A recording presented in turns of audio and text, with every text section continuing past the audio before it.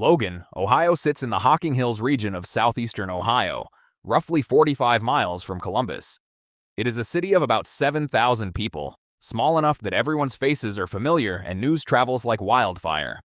On an ordinary evening of Tuesday, March 22, 2011, 25-year-old Summer Inman left for work. She was employed as a night janitor at the Century National Bank in downtown Logan, a night shift she was scheduled to finish at 11:20 p.m.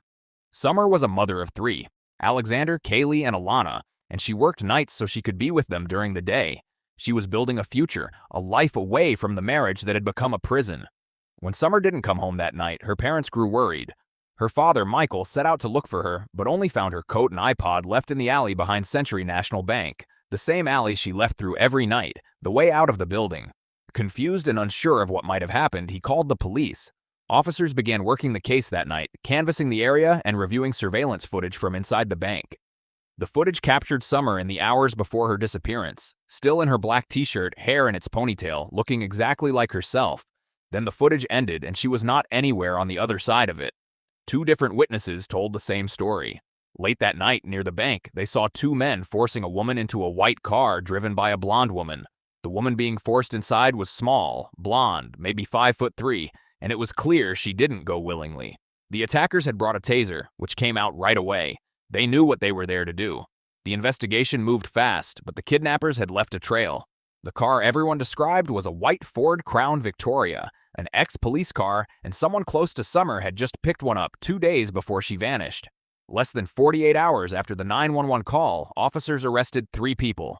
Summer's estranged husband, William Inman II, his father, Bill Inman, and his mother, Sandra Inman, all faced kidnapping charges.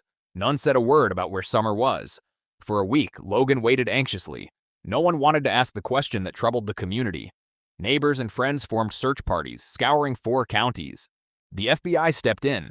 Chief Aaron Miller kept giving updates, but everyone was really listening for the one thing nobody wanted to hear. Then, on March 29th, Sandra Inman broke her silence and told detectives where to find the body, leading them to Faith Tabernacle Church, a small brick building just north of Nelsonville. The Inmans had spent years at Faith Tabernacle Church. Bill even helped build the place, laying the foundation himself. He played piano and guitar in the services and knew every inch of that land. Out back, investigators found an old septic tank half buried and sealed tight. They removed the screws and opened the heavy lid. Inside, headfirst, was Summer Inman. She wore the same black t-shirt and pants she'd left the house in, her purse still slung over her arm. The next morning, Chief Miller confirmed she had been killed very quickly that evening. While the whole town searched and held candlelight vigils, she was already gone. Summer Dawn Cook was born in Logan on December 31, 1985, the daughter of Michael and Debbie Cook. She grew up in Logan, attending its schools, and was vivacious as a little girl, taking ballet and jazz classes for 3 years. She graduated from Logan High School in 2004, and that same year, at 18 years old, she married William Inman II, who was 19.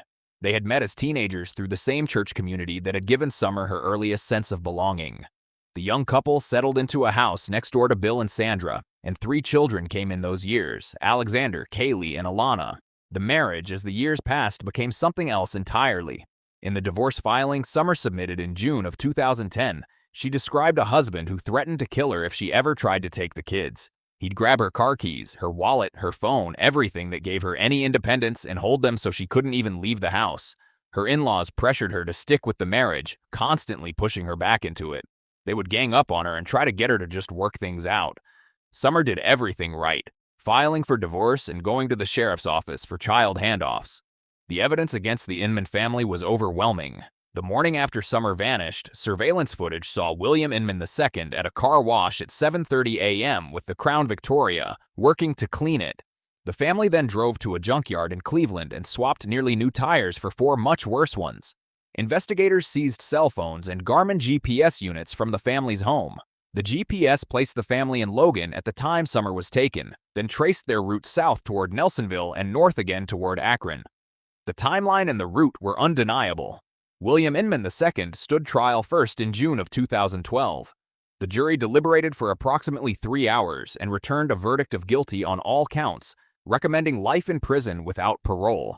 Sandra Inman pleaded guilty to all charges, weeping throughout the proceedings, and received 15 years to life.